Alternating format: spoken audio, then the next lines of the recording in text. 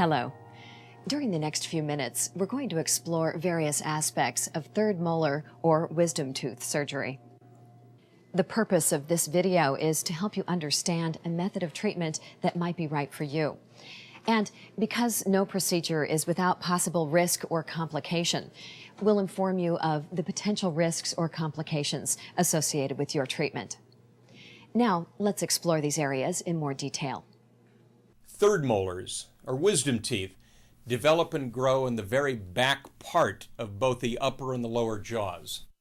These teeth are scheduled to enter the mouth at about the age of 18, the so-called age of wisdom. A high percentage, however, of wisdom teeth become impacted, and meaning they can't reach their expected position.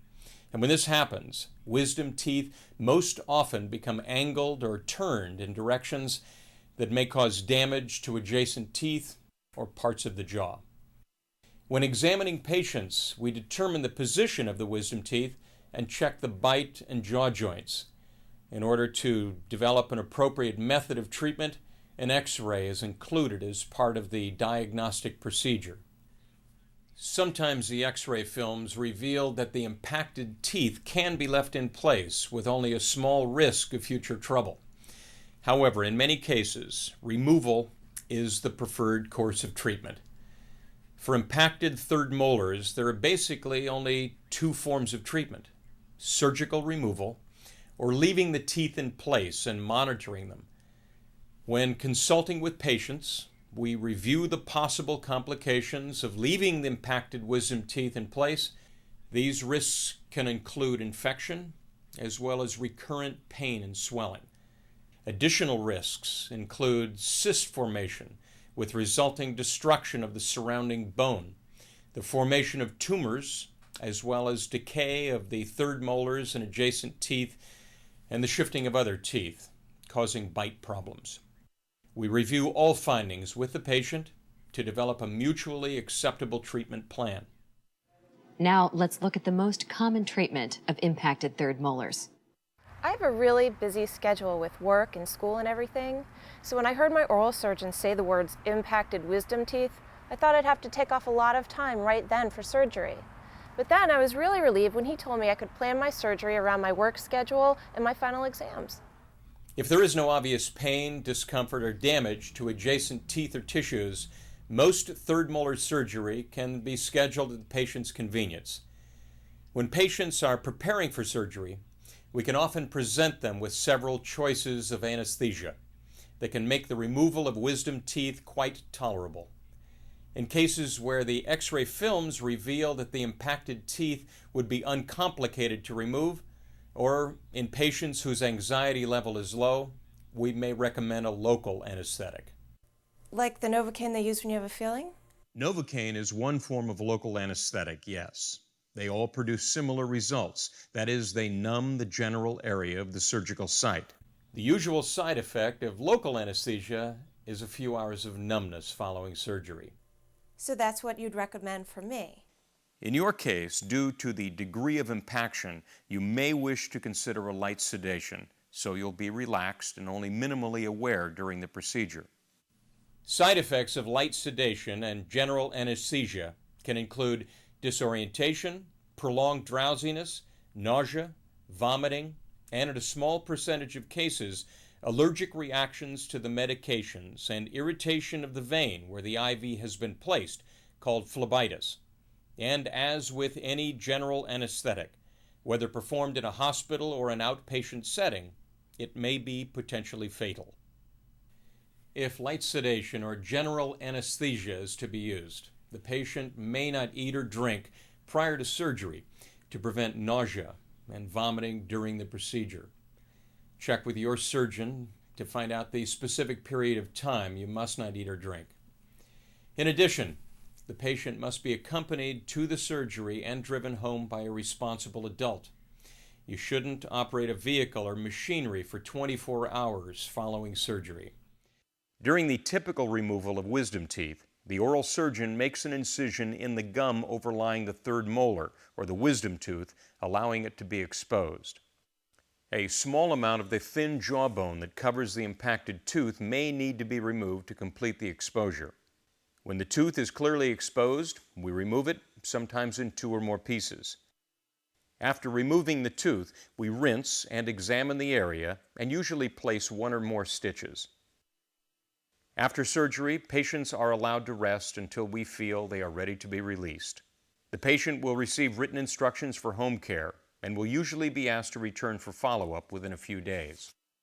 Some side effects can be anticipated following the surgery. These can include bleeding, usually for only a few hours, swelling inside the mouth and on the side of the face, some discomfort, muscle stiffness in the jaw or the joint area, and temporary bruising of the face or the lips and beneath the sides of the jaw.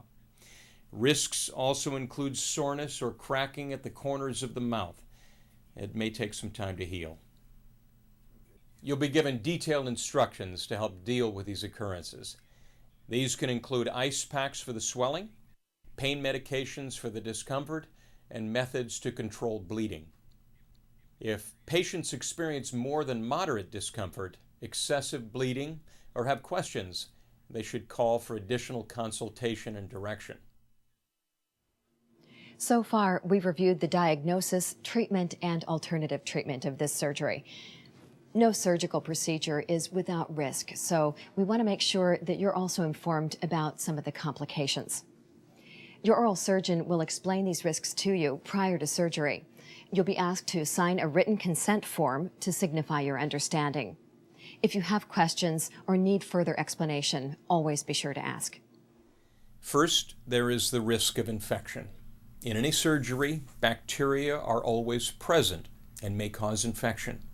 However, infections usually respond to antibiotic treatment, and in cases of severe infection, prolonged treatment or hospitalization may be necessary. Are there any other complications? Depending on the difficulty of the surgery, there are a variety of risks.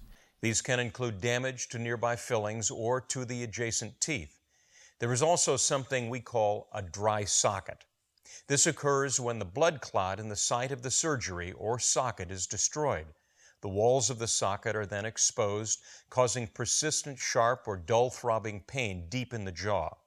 The condition can be treated to relieve the pain. However, the area is often slow to heal and usually requires a number of post-operative visits. Do you have any questions? Nothing right now. Complication associated with surgery in the lower jaw is the possibility of nerve damage. The surgical site is usually very close to several sensory nerves that run through the jawbone. This nerve can be injured during lower jaw surgery, leaving patients with pain or tingling or a numb sensation in their lip, chin, gums, teeth, or in some cases their tongue. This sensation, which is similar to the effects of Novocaine, can last for days, weeks, or months, and in rare cases, the condition is permanent. Surgery in the upper jaw also bears the risk of complication, since the surgical site occasionally involves the sinus cavity. This may lead to a sinus complication that requires additional treatment, usually with antibiotics, but sometimes will require additional surgery to repair. In jaws that are thin or small, there is the possibility of fracturing the area adjacent to the extraction site. This can happen during or after the surgery, and care should be given to avoid hard foods during the healing period.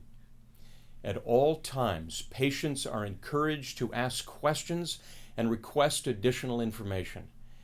Our primary goal is your health and well-being, and we are willing to do whatever it takes to make you feel comfortable and informed about your care and treatment. Informing patients of the risks associated with dental surgery allows them to make decisions about their treatment and have realistic expectations about the results. Before we close, let's take a few moments to review some questions that many patients ask. True or false?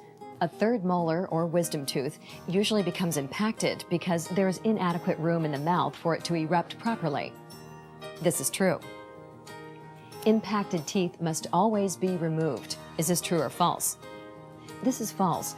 In some cases, impacted wisdom teeth may be left in place with little future problems.